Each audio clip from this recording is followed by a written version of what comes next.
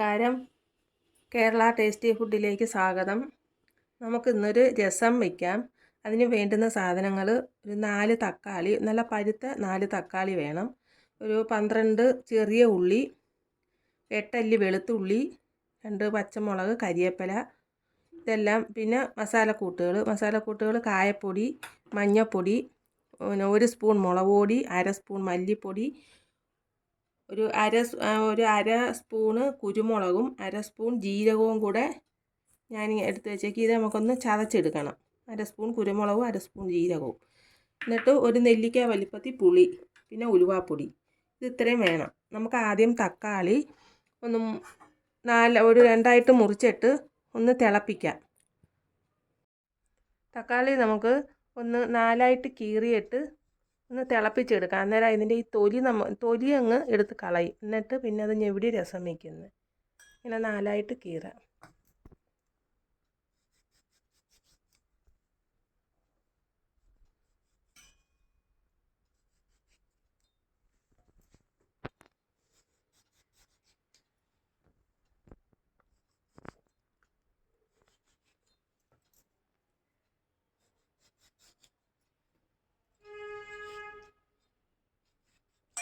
ഇതിന് നമുക്ക് ഇത്തിരി വെള്ളം ഒഴിച്ച് ഒന്ന് തിളപ്പിക്കാം. അന്നേരം ഇതിൻ്റെ തൊലിയെല്ലാം പെട്ടെന്ന് ഇളക്കിയെടുക്കുകയും ചെയ്യാം. ഇളവി വരും അത് തൊലി.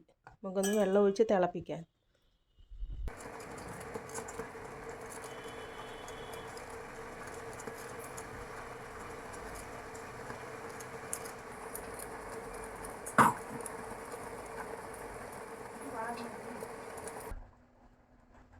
നമുക്ക് തക്കാളി തിളയ്ക്കുമ്പോഴത്തേക്ക് ജീരകവും കുരുമുളകും കൂടെ ഒന്ന് ചതച്ചെടുക്കാം.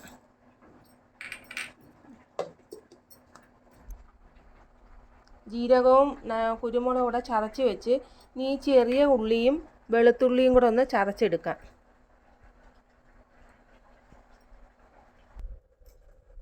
തക്കാളി തിളച്ച് അത് നമ്മൾ വാങ്ങി വെച്ചു. ഇനി അതിൻ്റെ ചൂട് പോയതിന് ശേഷം നമുക്ക് ഈ തൊലിയെല്ലാം കളഞ്ഞിട്ട് നല്ലോണം ഞെവിടി രസം ശരിയാക്കാം. നമ്മൾ ചെറിയ ഉള്ളിയും പിന്നെ വെളുത്തുള്ളിയും കൂടെ ചതച്ചെടുത്ത് അതിനി നമുക്കൊന്ന് വഴറ്റിയിട്ട് മസാലകളെല്ലാം കൂടെ ചേർത്തിട്ട് തക്കാളി കൂടെ ഞെവിടി ചേർത്ത് പുളി പിഴിഞ്ഞതുകൂടെ ചേർത്ത് രസം ശരിയാക്കാം. വെളിച്ചെണ്ണ ഒഴിച്ച് ഇത്തിരി കടുക് ഇടാം.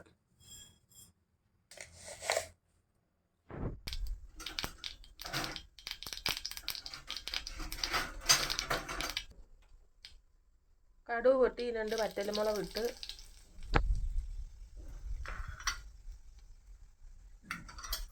വെളുത്തുള്ളി ചതച്ചതും ചെറിയ ഉള്ളി ചതച്ചതും പച്ചമുളകും എല്ലാം കൂടി നമുക്കൊന്ന് വഴറ്റാം.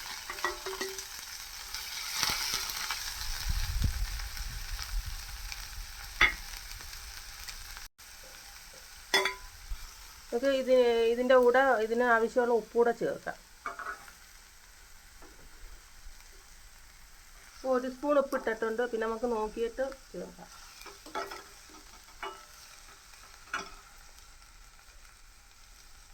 കരിവേപ്പില ഇടാം. 1 തണ്ട് കരിവേപ്പില ഇട്ടിട്ടുണ്ട്. ഇതൊന്ന് വഴറ്റിയെടുക്കാം.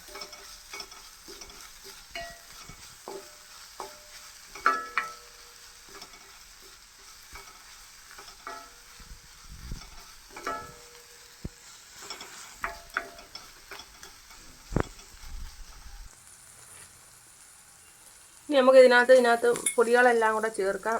മഞ്ഞൾപ്പൊടി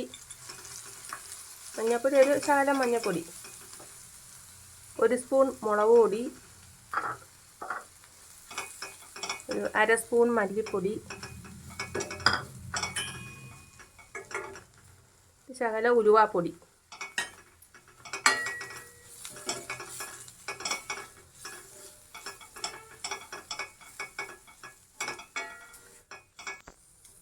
ഇനി നമുക്ക് ഇതിനകത്ത് തക്കാളി ഞെവിടി ചേർക്കാം. ഇതിന് ഈ അരപ്പിൻ്റെ ഒരു പച്ചമണം മാറുമ്പോഴത്തേക്ക് തക്കാളി ഞെവിടി എടുക്കാം. തക്കാളിയുടെ ചൂട് പോയി. ഇനി നമുക്ക് ഇതിൻ്റെ തൊലി ഇതിനകത്ത് കളയാം. തൊലിയെല്ലാം കളഞ്ഞ് ഇതിനെ നമുക്ക് നല്ലതുപോലെ ഒന്ന് ഞെവിടി ചേർക്കാം.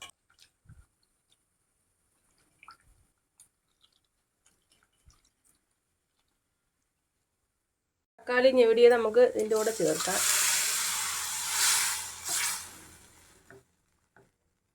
ഇനി ഇതിനകത്ത് നമ്മൾ പുളി പിഴിഞ്ഞ് വെച്ചാൽ ഒരു നെല്ലിക്ക വലിപ്പത്തിൽ പുളി എടുത്തായിരുന്നു.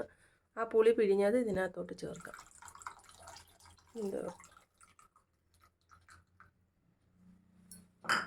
കായപ്പൊടി ചേർക്കാം.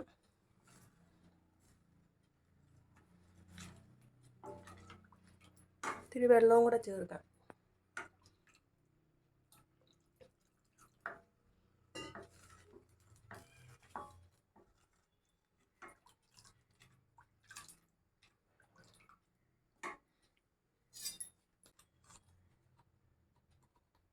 അര സ്പൂൺ കായപ്പൊടി കൂടെ ചേർക്കാം.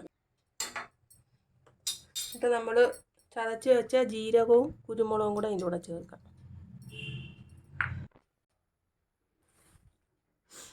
ആവശ്യത്തിന് വെള്ളവും ചേർത്ത് ഇങ്ങനെ ഇതേപോലെ നേർപ്പിച്ചെടുക്കണം.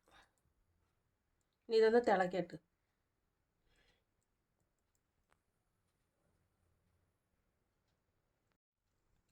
രസം തിളച്ച് ഇനി നമുക്ക് ഇത്തിരി കരിയേപ്പില ഇതിൻ്റെ കൂടെ ചേർക്കാം.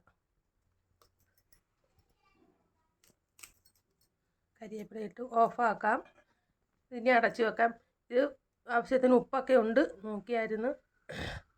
രസം വെച്ചിരുന്ന് കഴിക്കാനാണ് ടേസ്റ്റ്, നല്ല സ്വാദ് കൂടുന്നത്. ഇന്നത്തേനെക്കാട്ടി നല്ലത് നാളെ കഴിക്കുമ്പോഴാണ് ഇതിന് സ്വാദ് കൂടുതൽ. വെച്ചിരുന്ന് കഴിക്കാനാണ് ഈ രസം നല്ലത്. അതുകൊണ്ട് 2 ദിവസത്തേക്ക് ഞാൻ വെച്ചത് രസം. ഈ വീഡിയോ ഇഷ്ടപ്പെടുന്നവർ തുടർന്നുള്ള വീഡിയോകൾ കാണാൻ ഈ ചാനൽ ഒന്ന് സബ്സ്ക്രൈബ് ചെയ്യാൻ മറക്കരുത്.